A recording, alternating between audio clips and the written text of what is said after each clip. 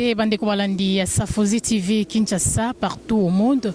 Toza awa na permanence ya IDPS wapepa itozwami na 11e relimité to ko assister bongo na matinée politique oyo bandeko ya IDPS basilaki bongo na kobenga baimboka kobeta masolo oyo etalami bongo na baenjeu politique oyo eza parmi makambo eza na actualité ya mboka na biso RDC.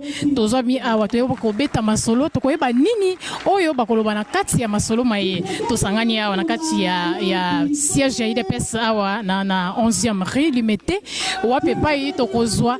Alors boza la jamais déconnecté, boza toujours branché na kati ya masolo parce que à tout à l'heure là le CG Jean-Marc Kaboun a roya bongo na ko palola to pe ko pesa sango na maye balengeli pona tongo ya lelo à suivre.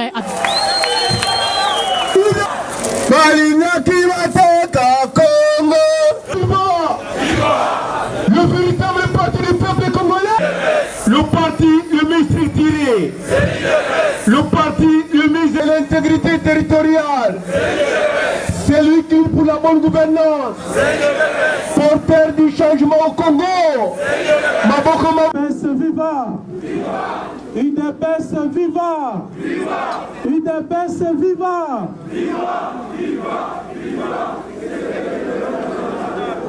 Yaboye ezala nulle part kaka na IDPS mbule zobeta biso toza kaka wana kaka na IDPS.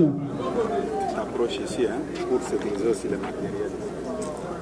Nazaki koloba que soutien na bino na likamo ekomelaki ngai ezalaki penza à la hauteur ya souci o nazwaki. Une fois de plus, merci.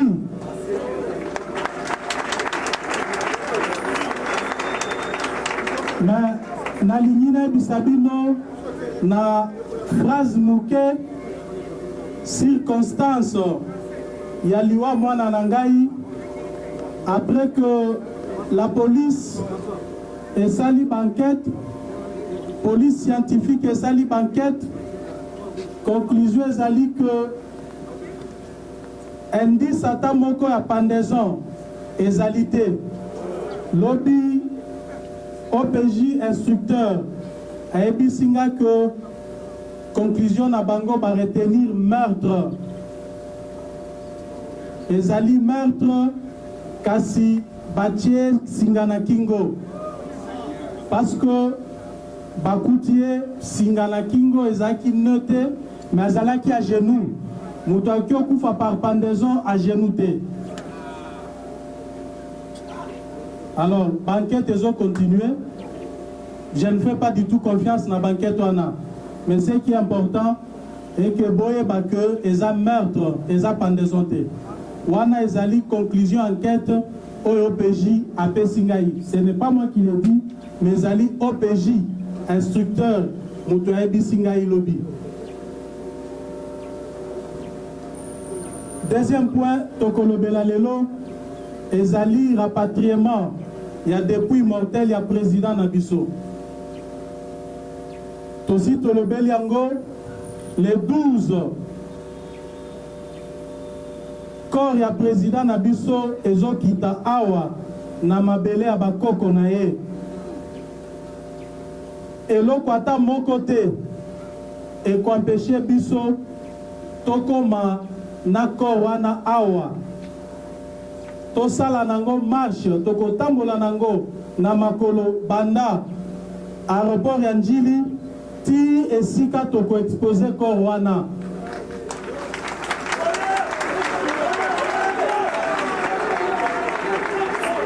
eloko ata moko te char de combat ezalata soki bazwi basoda mokili mobimba bakitisi bango na Kinshasa wa kasi corps ya président ekokita ngamoko nazali koyebisa bino awa nakokende kozwa yango nakoya nango awa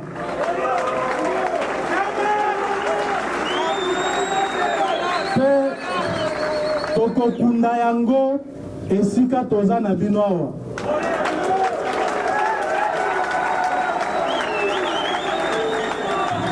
Mais avant Korwana Eya, Tolingi, opération Mandalala et Banda. Banda Lobby. Pas de véhicules sans Mandalala. Opération Banderole. Banderole Nyoso Yobosi Bochaki Nandaku. Banda Kobanda Lobby. Nalingi Namona Yango. Kinshasa Mobimba. Ezalima s'est quitté les 12 héros nationaux à Kokita Awa.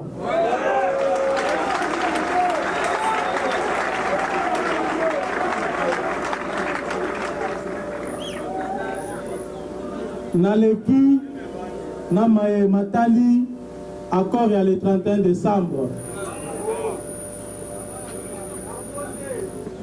Boyebiete, accord wana,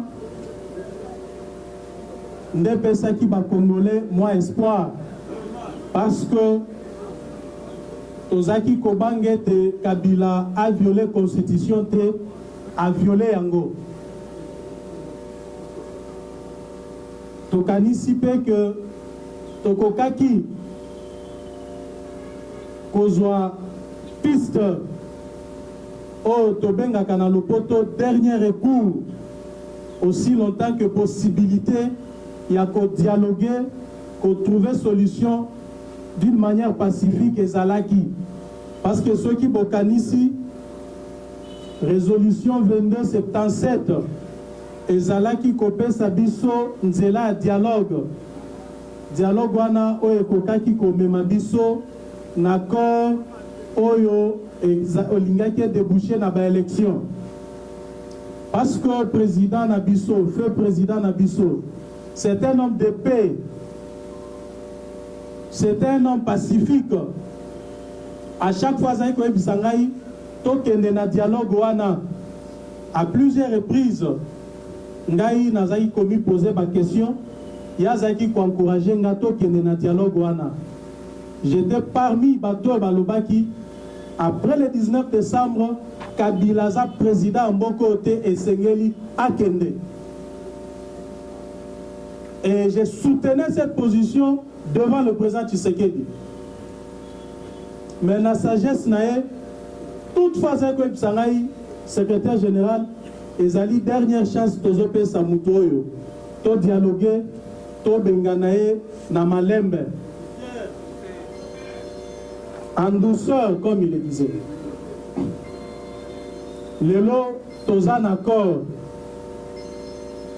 to signango de bonne foi to signa wana parce que Kabila a violé constitution. To signer accord pour être Yemoko parce que Alinga Kimingi kozala na pouvoir en dehors de la constitution to ébicier au côté qu'à la une année en contrepartie solide rassemblement qu'on dirigeait Mbok à travers le gouvernement na Sensa poto kende na baponami les années wanate yepe andimi yango parce que batunae basinya ki accord wana kasi le loyo tozali na contexte il y a violation et accord wana après avoir violé notre constitution Kabila wana azo violé accord le 31 décembre bokotu nangai banda mukolonini Kabila violé accord le 31 décembre. Banda Mukolo anomaki Bruno Chibala. En dehors accord, nde Mukolo a violaki accord. Nde Mukolo a bandaki violation et accord. Parce que akokaki konome premier ministre te en dehors accord politique. Accord ezoloba premier ministre a cause à la présenter na rassemblement. Mais hier, Azali nommé Premier ministre, Azali, ni Moutouaï de peste, ni à rassemblement, Azali défi Mounene au Kabila, lancé peuple congolais. Donc, Nameki, qu'on circonscrit contexte Oyo, etindaki biso to dialoguer na Kabila, bien que dialogue wana ngape nazo ndima yango que ezalaki penza ya mutu ya te, parce que Kabila esengelaki alongwa le 19 décembre. Mais to dialoguer na parce que vie à ba Congolais qui na importance mingi koleka une année au topesa qui est.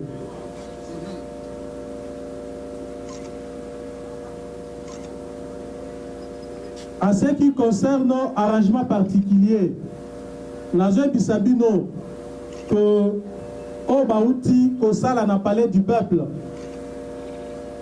ezali signature arrangement particulier te. Ezali vaste blague. Dérangement particulier. Dérangement particulier.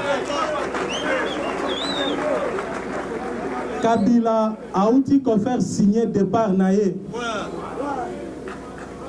Parce que trop c'est trop.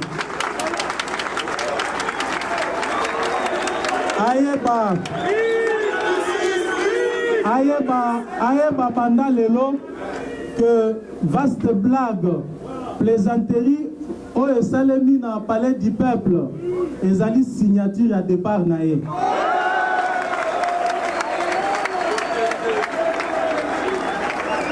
Parce que ata masano yango oyo eleki na otokoki kobenga masano pays mboka na biso ezali na bato batangi mingi, mboka oyo ezali na richesse nyonso tokoki kondima biloko ndenge ezali kosalema te. Arrangement particulier ezo contredire accord bomona yango wapi? Et puis qui vont représenter les rassemblements. Nazoka kutu noze ya kotanga bakombo na bango.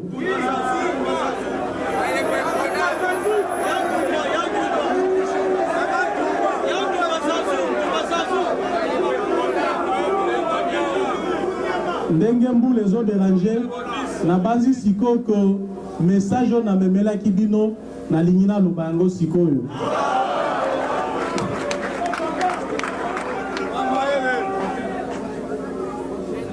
Banda lelo combattante na combattant nyonso ayi de pesa boye ba ete le vrai problème dans ce pays c'est Kabila na tikali comment on était distraction koti na kati na bino ba combattant ayi de pesa Kabila komi ko jouer stratégie ya yemoko azo milongola na problème. Tokomi kota la ba irresponsable tout autour de lui. Ngana za besoin na kota la ba irresponsable nyonso anate. Le vrai problème dans ce pays c'est Joseph Kabila.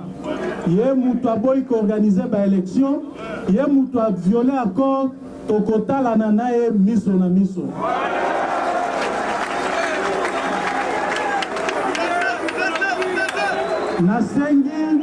Nasengi peuple congolais oyo akoyo kanga lelo à travers ba médias, ba réseaux sociaux aeba que tozana opération face à face na Joseph Kabila.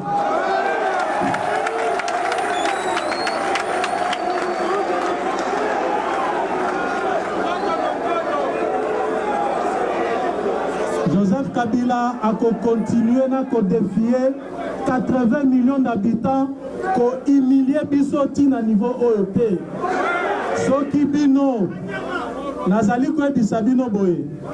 Bomoni o nyonso ezali ko ya na mboka oyo. Violation ya constitution na biso. Tolobi mingi awa bako violer constitution te. Bako violer constitution te. Kabila violer constitution. Yewa na vandi. Accord tozo le langwa. Tosali bavage toke mokili mobimba. Union européenne nyonso tosilisi yango. États-Unis, Union africaine tolobate. Yewana violé accord. Boyebi etikali sikoyo. Ezali peuple. Parce que mukolobino bokozwa décision. Tokotambola awa ti na palais de la nation Kabila kokima. Pona na ba dirigeant net ba otoza na bango na mboka na biso na banzi ete respect eza lisusu te bazali ba irresponsable bazali bato bazolinga mboka na biso te. Vous vous imaginez Kabila na niveau à mboka na biso il peut se permettre à violer accord. Il peut se permettre à cause de risque. Il y a qu'on Tibala comme Premier ministre pour la Koboma Moka. Donc, tout le monde il est Mouto et Alingi Mboka te, besoin de responsabilité na bino. Bon mise en charge. Parce que ceux qui bozeli étaient Union européenne à Koloba. Ceux qui bozeli étaient États-Unis à Koloba. Nous aurons une très longue transition après conférence nationale. Stratégie à Kabila Yango Wana, faire fatiguer le peuple. Qu'on débaucher opposant à Lukuta, ou à zone distraire. Il y a beaucoup à Tindi Bango, basali ba discours à Lukuta, lobby bazonye panaye. Pour le peuple à Loba, na occupé misusu bazo Loba, à na Congo, ba politicien solo bazate, tolembi na biso. Wane zali stratégie nae. On a kolembi sa peuple. Na banzi, prenez-vous en charge. Ezala slogan te. Ezala slogan te. Prenez-vous réellement en charge. Face à une oppression, à une dictature si cruelle comme nous la vivons, peuple Yomoko mis en charge. Moutata mon côté en dehors, il y a un peuple à sauver Mboko. Bino Moko Pomoni. À violer la constitution, à violer Ango, à violer Ango. To signer accord. Ngonga ko appliquer accord, Yoana violer Ango lisusu. To sala nini? Pour appliquer article 64 face à une dictature comme celle-ci, toko utiliser la constitution à Pessibisonnet Makoki pour neutraliser la dictature. Nazoka batebele ceux qui tosengi marche bazoloba message azawapi nga nazo salo nga musala histoire ko retiendra ka ko nga na sala ki nga musala o koloba o nga nazoloba awa j'ai fait mon travail etikali siko bino etikali bino bomoni soki biso tozo kende na mboka bapaya tozali koyebisa bapaya balongola Kabila na pouvoir boyebi que batwana bazo seka biso mingi boyebi yango soki boyebi yango te boyeba yango batu nyonso wana baza na baintere na mboka oyo badiscours na bango wana ezaka ya solo te ezali pe à un certain moment ba discours ya pression pour apesa mingi soki apesi pe mingi batiki ye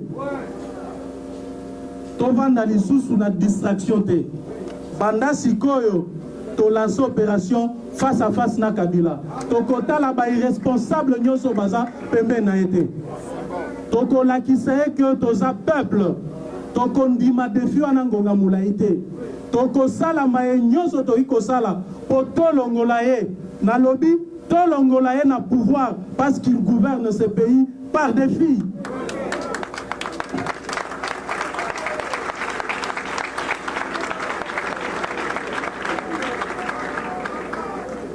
Lelo asali prison ya makala esika ya kocha ba opposant ya ndengana ba opposant ebele bazo banga koloba balobi ete soki tolobi akocha biso na makala mais makala wana ezali na bisika ezali esika batu boni bon répondre ngai capacité na mweza batu boni soki 1 million de Kinois balongwe awa bakota makala bakokoka mais pourquoi kobanga prison makala bino nde botiki Kabila na pouvoir bino bino nde botiki Kabila na pouvoir, bino ndenge botelemi wana.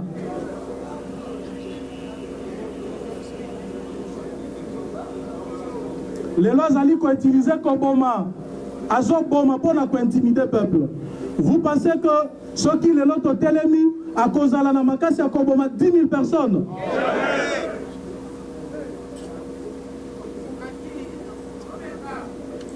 Nazo bisabino liwa soki mukolo na yo kokite okokufa te. Général. Soki mukolo ya yo ya liwa ekokite okokufa te. Soki okufi ezali mukolo na yo. Kasi nga na kanisake te soki nakufi po na kozo ya mboka nakokende sika ya malamu. Nakokende na paradis esika ba héros nyonso ya mboka oyo bavandi. Ba vrai héros ya mboka oyo. Ba Kimpa Vita, ba Simon Kimbangu, ba Lumumba, lelo Etienne Tshisekedi alandi bango. Esengeli bon banda kondima kokufa pona mboka. Soki bozo banga kokufa mboko ekotikala na manguna bazo monisa bino pasi bazo intimider bino et bongo boloba mais général ya bimaki marche te nga naza na besoin soit bimate nga nazo loba nazo ebisabino boyebi que nga na banga kate nakobanga soki naza na États-Unis nakobanga soki naza na France même ceux qui n'ont pas Congo Brazzaville là, na kobanga mais awa na Congo na Kinshasa na banga kate awa na za bar de mine oza mboka na ngai oza mboka bakoko na ngai na banga ba venturier na banga ba miibi batu bazobo ma peuple jamais Yohan Loba na kobanga mutute bino discours na osala lelo Tshisekedi asala yango mbala na mbala nde discours esalinga lelo na zala onga na za lelo mais nazo kamwa mingi à chaque fois que tozozwa occasion to bengana munguna mboka oyo bozonga kasima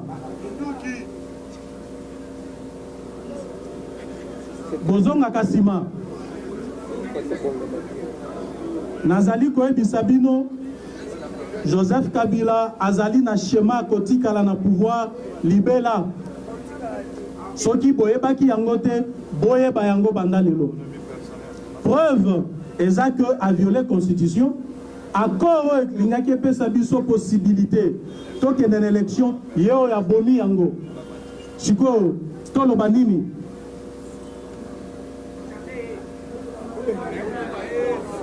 tosala nini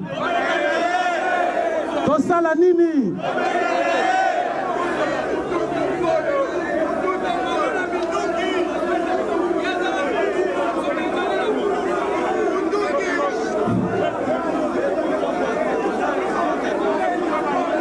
UDPS vivant, UDPS vivant, UDPS vivant.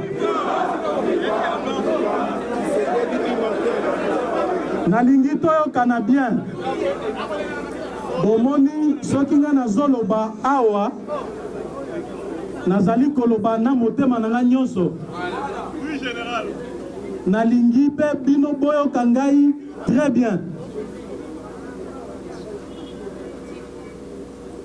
Kabila asengi bino bolakisa de quoi vous êtes capable. Êtes-vous un peuple, oui ou non? Soki boza peuple, bolakisa Joseph Kabila que bozali peuple. Banda lelo boyeba que Congo ekomi champ de bataille entre peuple na Joseph Kabila.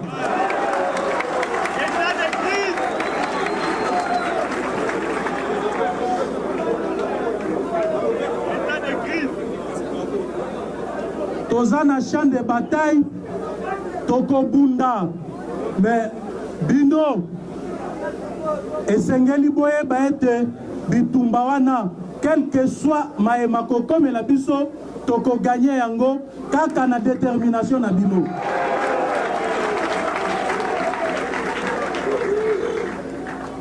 L'air bokozonga message oyo boyebisana moko na moko na baveni na bakartier boyebisa batu nyonso bayaki awa te que Congo ekomi champ de bataille toza face à face na Joseph Kabila ti mokolo akolongwa pouvoir na yango mutu nyonso apesa contribution na ye na combat oyo. Ezali combat Jean-Marc te, ezali combat Félix Tshisekedi te, mais ezali combat biso nyonso. Ezali combat ya bana mboka. Mutako sabino te ke ba politicien nyonso a Congo baza mabe baza miibi te bino bomoni ba miibi biso toko continuer combat oyo. Ba traître bomoni bango basi bakei.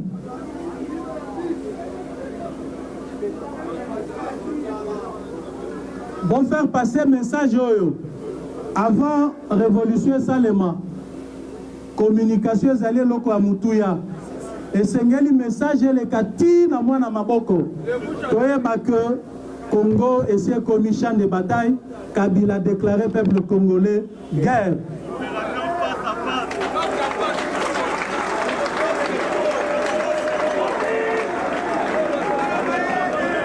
Bozala distraité. Bozala distraité. Nangambo ya biso tokomi préparer malamu na elongo na bino pote Kabila eba que ba Congolais bazali makasi. Parfois nazo comprendre distraction côté la kibiso. Distraction munene côté la ki ba Congolais, mais il y a intérêt, il y a to fongola miso. Total asima toko mape batu. Congolais talasima. Congolais talasima. Ye azo considéré bino net obenga na Swahili wajinga. Bino azo benga bino wajinga peuple congolais.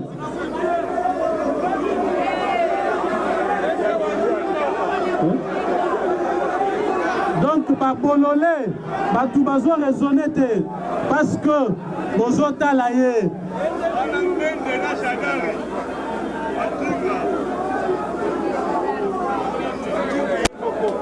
Nalingina sili sa message nangai na banzi que na mot d'ordre o ekoyamba la sima peuple congolais a exploité discours nanga lelo. Nazo senga bino bon décevoir ngate parce que na lobby na motema na zoloba na motema c'est vraiment ridicule. Ezali pas si mingi biso ba Congolais to vivre makambo tozo vivre na mboka na biso.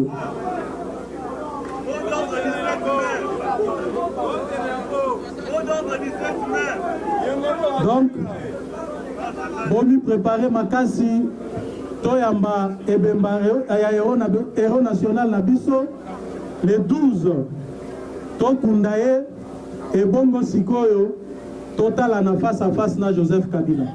Nazotanga kombo na yende problème. Bandeko batali ya Safozi TV tokomi bongo na suka ya masolo ya pokwa ya lelo boyoki lolenge kani secrétaire général ya IDPS alobi pe réaction ya ba combattant par rapport ya discours ya CG ya IDPS bolandi bongo na bokebi nyoso bosala biso vraiment attention bolanda ka bongo Safozi TV en direct de Kinshasa na moni bongo na sima ya caméra l'infatigable papa Serge Mabobo azakana au four et moulin pour la ko ramasser bino ba information biso eza le kutete to kitaka sur place yango ne toza awa na kati ya permanence ya IDPS to poisi bongo mbote ebele na mama Anastasie kuna na Londres oya zali bongo molandi na biso monene alandaka apeli susu mama Brigitte Lusamba na ngambo kuna na mboka na Ngumba France oya za kuna ko sala ete musala oyo kende liboso na tina Safozi TV eza wana pona kopesa bino ba information nyonso na intégralité biso to ko sarate to kitaka na terrain toyaka mpona koramase musala na biso tozwa mpona kopesa bino bosala biso confiance bokozala jamais déçu bolanda bongo prochain numéro merci.